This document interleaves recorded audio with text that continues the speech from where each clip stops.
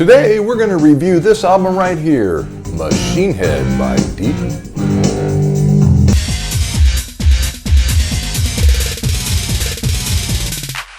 So Deep Purple is an English band formed in 1968. This album is actually the sixth studio album by Deep Purple. Some people, myself included, would consider this the best album Deep Purple ever made. Now I have a buddy who I've known since the first grade. We grew up with our parents living half a mile from each other. We grew up partying and rocking out to the same tunes. He swears their best album is Made in Japan. And I feel it's Machine Head. So at some point we may actually have him on for a debate, but we've had this debate for years and years. And personally, I kind of like Made in Europe better than Made in Japan. I really like Tommy Bolin. So this album was released in 1972, which just so happens was the same year that they did this concert at London's Rainbow Theatre. The reason this concert is such a big deal is the Guinness Book of World Record said that that concert was the loudest of any band in history. This album actually reached number 7 in the US and number 1 in Canada. So I was 13 when this album came out. The single, Smoke on the Water, was everywhere. It was playing non-stop, literally. So one day we were playing basketball at a friend's house. Don't know if friend's the right word, but he had a basketball hoop in his driveway. So this guy, no one really liked him. He listened to AM radio. He just wasn't cool. He liked all the poppy songs. And the deal was, if we played basketball at his house, the radio was turned to his channel. His radio station was doing a non-stop playing of Smoke on the Water. As soon as the song ended, they queued it back up and played it again. The guy kept complaining he hated the song. We just told him to shut up and play.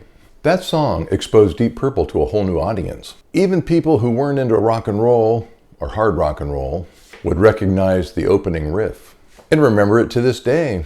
That riff has been immortalized. Now Deep Purple's been through a lot of changes over the years. This album is known as what is known as the Mark II lineup.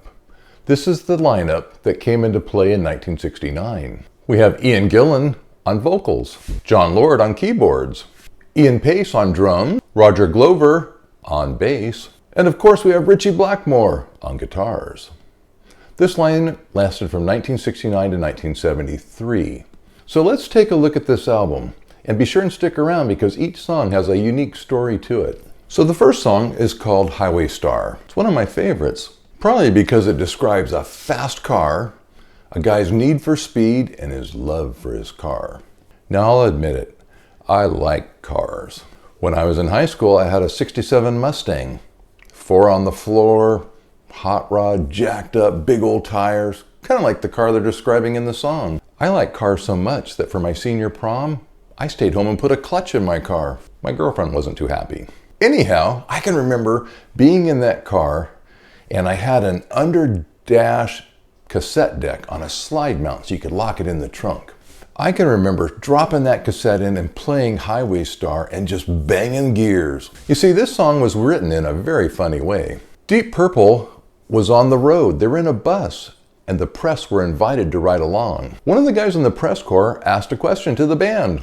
He said, "How do you guys know what to write? How do you write a song?" Ritchie Blackmore goes, "Like this," and he picks up an acoustic guitar and starts putting together the riff for Highway Star. Ian Gillan started improvising the lyrics.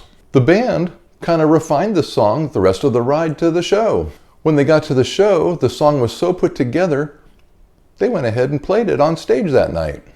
The second song on the album is called Maybe I'm a Leo. It was written by the only astrologically Leo guy in the band, Ian Gillan. This is kind of an interesting song, and Van Halen actually used to play it at all their early shows. The next song on the album is called Pictures of Home. This song talks about a guy who's climbing a mountain. He realizes he's lost, alone, and missing home. The song features an awesome guitar solo, a really good organ solo, and I'm not an organ kind of guy, and a short but pretty powerful bass solo. The song actually rocks pretty hard. This side finishes up with the song called Never Before. This song was released as a single in the UK and reached number 35 on their top 40. Side 2 is what I would call one of the best album sides in rock and roll history. The side starts out with Smoke on the Water, probably the most famous Deep Purple song of all time. And the song is based on a true event. You see, the band went to Montreux, which is actually a city in Switzerland. They were going to record at a casino up there. The night before, Frank Zappa and the Mothers of Invention are playing the casino. They invited Deep Purple to come on in and check out the show. The casino's plan was to close for the winter and to allow Deep Purple to use the casino as a recording studio. Well, just like in the song, some stupid with a flame gun burnt the place to the ground. And what that's about is some crazy fan in the middle of the Frank Zappa show shoots off a flare gun, and it goes up into the ceiling and catches it on fire. Luckily, everyone got out okay. But suddenly, Deep Purple didn't have a place to play or record. Luckily, the Stones' mobile recording unit was literally just outside, and the band was able to put together the song, Smoke on the Water. This song was actually not going to be on the album, and it turned out to be probably their best known and most commercially successful song of all time. The next song up is Lazy. Now, like I said, I'm not a big fan of the organ, but in this song, Jon Lord rocks. He's amazing on the organ, and he's actually swapping solos with Ritchie Blackmore and his guitar. This song actually rocks on for over 7 minutes, the longest song on the record. So the best side in rock and roll history finishes off with Space Trucking.